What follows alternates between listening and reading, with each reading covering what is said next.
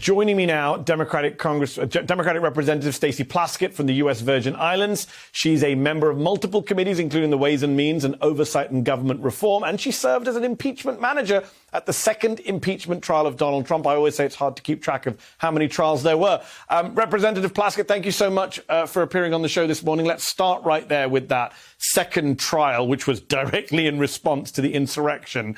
A lot of Republicans who voted against convicting the former president said at the time, well, we don't need to do this. Let's just move on. And here we are, 8-9 months later. Their party has not moved on. This rally today may not feature lawmakers, but lawmakers are saying a lot of the same stuff that the rally goers are saying about political prisoners, etc. It's so true. Thank you so much for having me, and good morning to you. And first, let me say that so many of the members of Congress, Democratic members, are praying for the safety of the officers who protect us at the Capitol today, those staff that are there today. We, our prayers, and they have our support, if not the support of my Republican colleagues, who, as you said, are the ones fermenting these kinds of activities by their silence, by supporting individuals who are, a rally, if you can believe it, to support criminal suspect, domestic terrorists, anti-Semitists, white supremacists who were there on January 6th. And the reason these individuals are emboldened is because there has not been an enormous crackdown on them and on the individual who foments them the most, that being Donald J. Trump.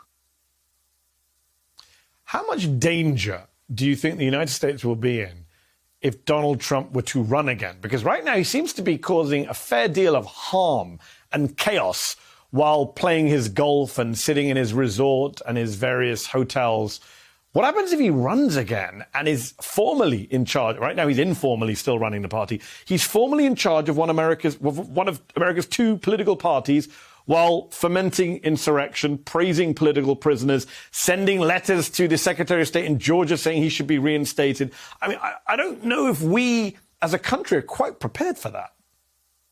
Right. Of course, he's acting now as the titular head of the Republican Party, and individuals like Kevin McCarthy, Lindsey Graham, and others are taking their orders directly from him. An individual who didn't have the respect of our country to even be at the events at 9/11, the commemorations just a week ago.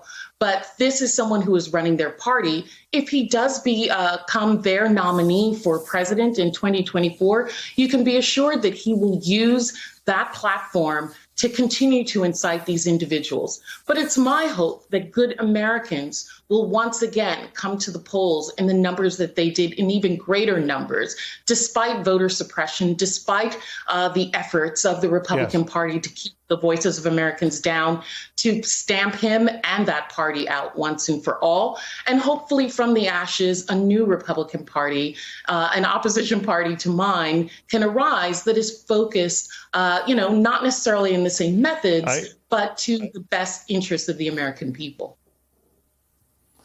I admire your sentiment and optimism. I don't see any of that happening, but I hope you're right and I'm wrong. Representative Plaskett, I want to turn to a foreign affairs issue. We do have to do that with lots of fingers and toes crossed. I want to ask you. Time we'll get them out again. Trust us, black women. We'll get minority. The problem is minority rule. That's the problem. They are creating a system which allows them to carry on governing even if they don't have majority support. And that requires your colleagues in the Senate to get a federal voting bill through, which is a source of great pain for me. I want to talk about Afghanistan. We could talk about voting rights all day, sadly. Quick question on Afghanistan, which is drone strike, August 29th, didn't kill any members of ISIS-K. The American government ordered a drone strike, which ended up killing 10 innocent civilians, including 7 children. The head of U.S. Central Command, General McKenzie, called it a mistake. But that doesn't mean much to the families of those killed. I mean, doesn't it need to be actual accountability?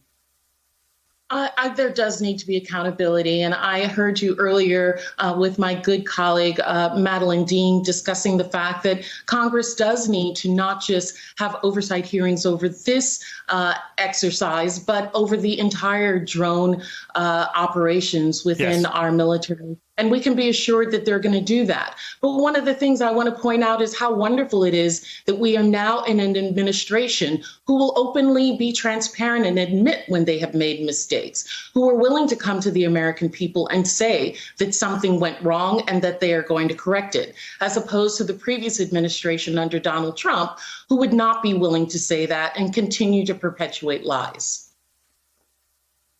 Just to be clear, they initially didn't say it was a mistake. They said the guy may have had explosives. It was journalism done by the New York Times and the Washington Post and others that forced the administration then to acknowledge what we knew. But you can be assured in the Trump administration that they would have continued to perpetuate a lie that, in fact, the journalists were not telling the truth. That's true.